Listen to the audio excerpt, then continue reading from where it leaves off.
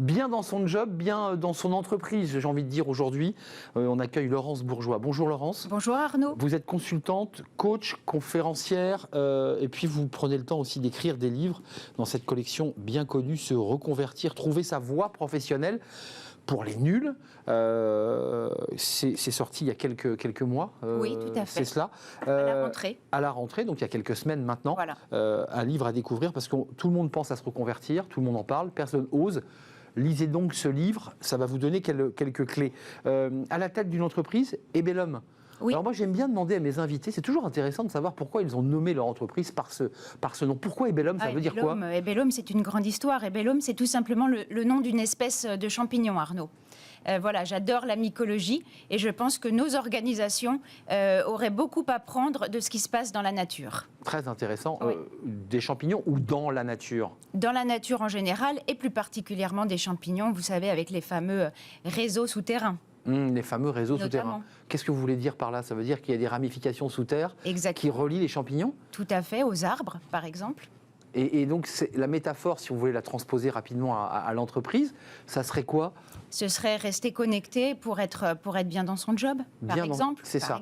Bien rester connecté pour que l'un vive, l'un ne pouvant pas vivre sans l'autre, nous sommes d'accord. Exactement. Et toute la notion du collectif au travail, notamment, qui est très importante aujourd'hui. Vous faites une rentrée comme coach, c'est des rentrées particulières, après une période d'1 an et demi de crise, de tension, de burn-out, de difficultés. Tout à fait. D'abord, votre diagnostic après ce mois de rentrée, qu'est-ce que vous disent ceux que vous accompagnez?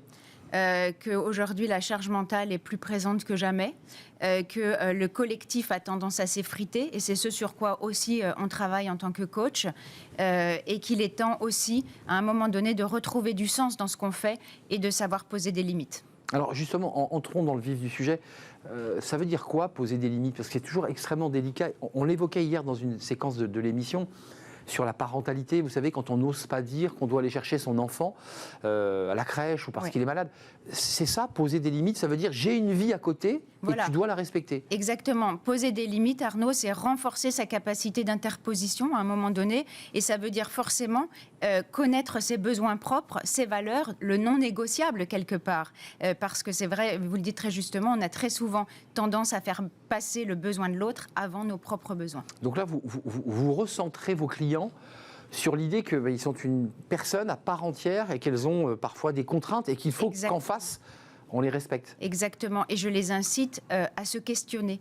C'est vrai qu'on ne prend pas le temps aujourd'hui de se questionner. Tout va tellement vite, et on le voit notamment en cette période de rentrée, et revenir à la notion d'essentiel et de sens. Qu'est-ce qui fait du sens? Alors, vos clients sont face à vous, les choses sont concrètes, ils vous donnent des exemples et vous disent « moi je ne peux pas le dire, ça je ne peux pas le faire ».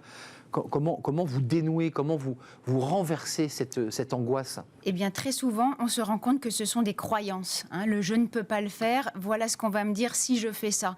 Vous voyez, donc on interprète, on pense à la place de l'autre presque. Donc je crois que la meilleure solution, c'est tout simplement de tester. Concrètement, dans l'univers du travail, j'ai quand même le sentiment à travers cette rentrée que les salariés vivent une révolution intérieure. Beaucoup se sont introspectés pendant le Covid et se sont dit, après tout, statut de salarié, ça m'intéresse moins, et j'ai envie de passer à autre chose. Est-ce que ça, vous le ressentez fortement? Ah, mais plus que jamais. Plus que jamais. Aujourd'hui, le télétravail notamment et la crise sanitaire ont complètement bouleversé le monde du travail, la nature de la relation de travail. Et il y a eu, comme vous dites très justement, cette période d'introspection qui a donné des ailes à beaucoup et qui a fait naître, je dirais, le désir de faire autre chose. D'où émerger des passions. Voilà, d'où l'écriture de se reconvertir pour les nuls. Pour les nuls. Se reconvertir, vous l'avez écrit parce que vous êtes en prise directe avec des femmes et des hommes qui dit j'en peux plus, je suis à bout, ce que je fais m'intéresse plus. Exactement. Et je vais passer à autre chose. C'est d'ailleurs pas si simple pour faire une transition sur votre livre.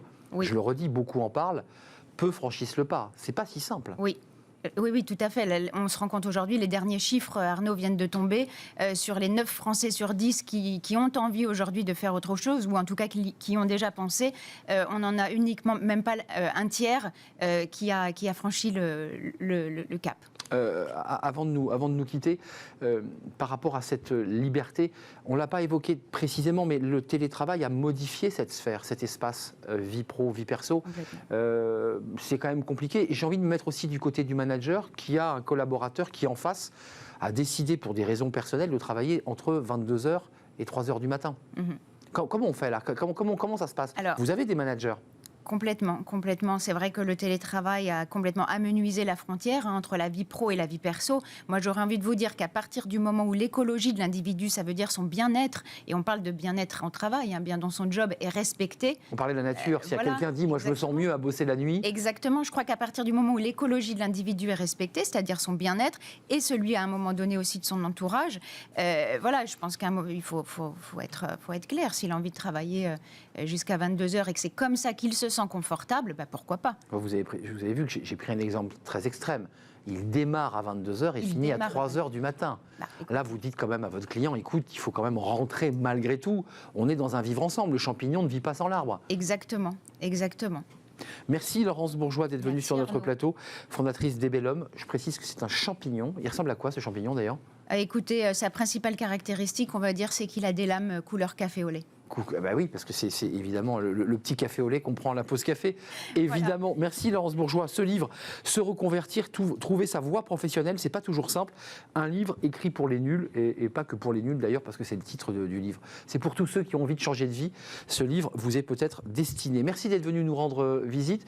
Tout de suite, c'est notre rubrique Smart et Réglo. C'est le droit, rien que le droit. Tiens, on parle du télétravail, des salariés qui ont déménagé. C'est un peu compliqué la vie des DRH. On en parle tout de suite.